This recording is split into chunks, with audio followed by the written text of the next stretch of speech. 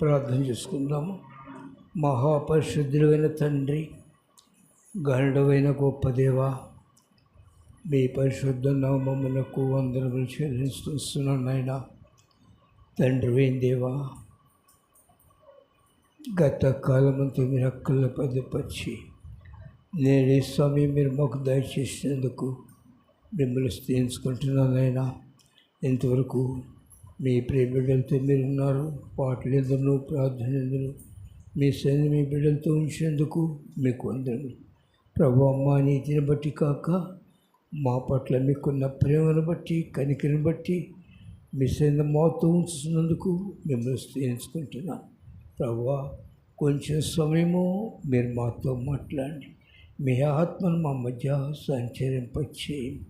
పరిశుద్ధాత్మదేవా, మీరు మాట్లాడుతుండగా మీ మాటలు వింటున్నాం. మేము మీ మాటలకు లోబడి మీ మాటల ప్రకారం జీవించడానికి మా హృదయములు సిద్ధపరచండి. బలహీనను, నిష్ప్రయోజకుడు తండ్రి, నన్ను కనికరించి మీ రక్తంలో నన్ను కడగండి. నా పెదవులు ముట్టండి. మీ నోటి బొరుగుంటుకే మాత్రం యోగ్యులు కాదు. మీరు వాడుకోనండి, మీరు మాట్లాడండి.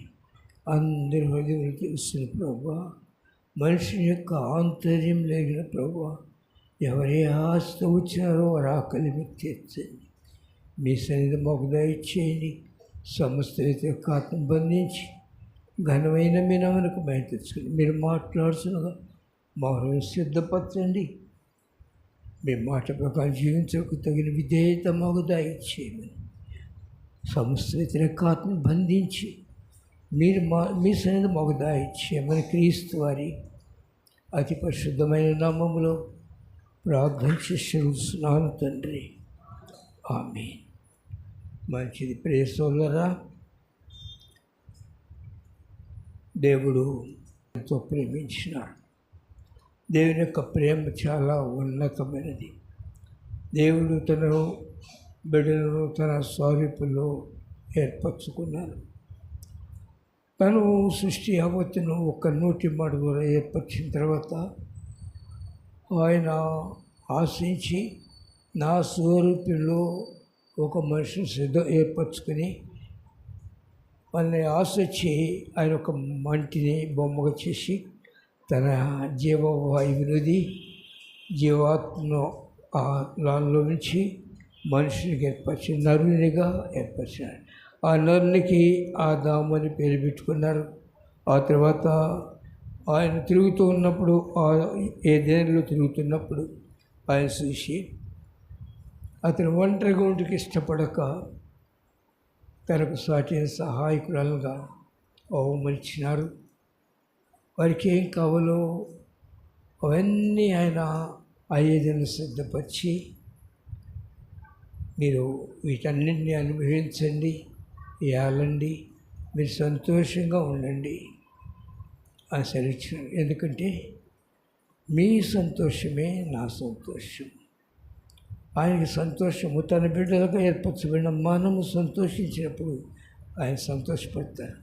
మనం దుఃఖపడటము, శ్రమల పాలవటము దేవుని చిత్తము కాదు. కనుకనే వారిని అక్కడ పెట్టి ఏలండి, అనుభవించండి అన్నారు. కష్టపడండి, చెమటోడ్చండి, సంపాదించుకోండి చెప్పలేదు ఆయన. తన బిడ్డలు శ్రమ పడుటకు ఇష్టపడని ప్రేమమైన దేవుడు. తన బిడ్డలు ఎల్లప్పుడూ సంతోషంగా ఉంటే ఆయన సంతోషిస్తూ ఆయన వారితో ఆనందించాలని ఆశించాడు. కానీ నేను కూడా మీతో ఉంటాను, కానీ మీరు నా మాట వినండి, నన్ను దుఃఖపరచవద్దు. ప్రేమతో వారితో మాట్లాడినాడు. ఆ దినముల్లో ఈ దినముల్లో ఎప్పుడు ఆయన ప్రేమమ్మడే, ఎప్పుడు ఆయన ప్రేమతో మాట్లాడతారు. ఒకవేళ మనిషిని అవిధేయతను బట్టి కోపం వచ్చినా ఆ కోపం నిమిషం మాత్రమే. కనుక వారితో చెప్పిన తర్వాత ప్రతిదినము వారి దగ్గరికి వచ్చేవారు, సంతోషంగా ఉండేవారు. ఆయన సంతోషంగా ఉండేవారు, ఆయన బిడ్డలు సంతోషంగా ఉండేవారు. అయితే ఆయన బిడ్డలు సంతోషంగా ఉండటానికి పడద్రోయబడిన శత్రువు ఇష్టపడు కనుక వాడిని సృష్టిని పాడు చేస్తున్నాడు. అయితే చెప్పాడు, మీకేం సంతోషించండి, మీరేం భయపడవద్దు, నేనున్నాను, మీకేం తక్కువ చేయను, ఎవరి మాట విరుద్ధ నా మాట వినండి. కానీ ప్రేసోలరా, వారు తండ్రి ప్రేమ వారికి అర్థం కాలేదు. తండ్రి వారి కొరకు సంపాదించి పెట్టిన క్షేమాన్ని వారు అర్థం చేసుకోలేకపోయినారు. అందువల్లనే వారు సాతాను శత్రువు మాట విన్నారు. శత్రువు మాట విన్నందువల్ల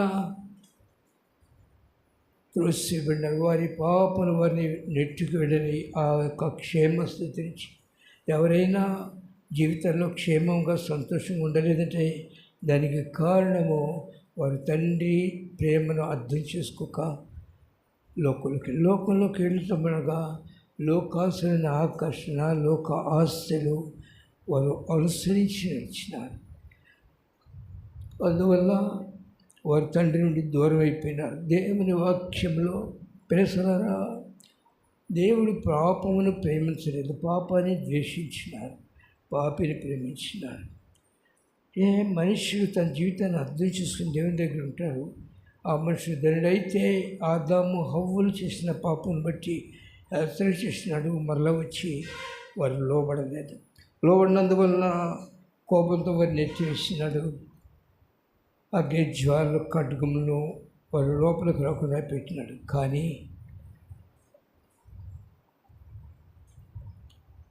ఇశ్రాయేలు, నిన్ను గూర్చిన జ్ఞాపకము నాకు కలుగగా నా హృదయంలో మానని వేదన కలుగుతున్నది.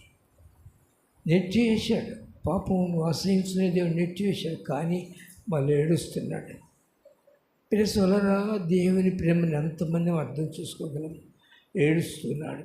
ఏడుస్తూ అలాగ వారి శ్రమలు ఎత్తే నా కుమారుడు, నా బిడ్డలు కదా, వాళ్ళు అలా శ్రమలు ఉండకూడదు, శత్రువు జల్లించి దెంబరించాడు కనుక మరలా వారిని తీసుకొచ్చుకుంటూ కొరకు ఆది శాపగ్రస్తమైన దేశం నుంచి నేను తీసుకొచ్చుకోవాలి, నా దగ్గర కూర్చోబెట్టుకోవాలని అక్కడ ఆయన దగ్గర ఒక పరలోక పరిశుద్ధ పట్టణాన్ని ఏర్పరచుకున్నారు.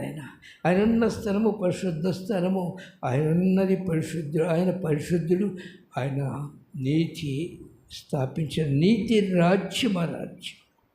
ఆ రాజ్యంలోకి వెళ్ళవాలంటే పాపి తన పాపముల నుంచి బయటకు రావాల్సి ఉన్నది.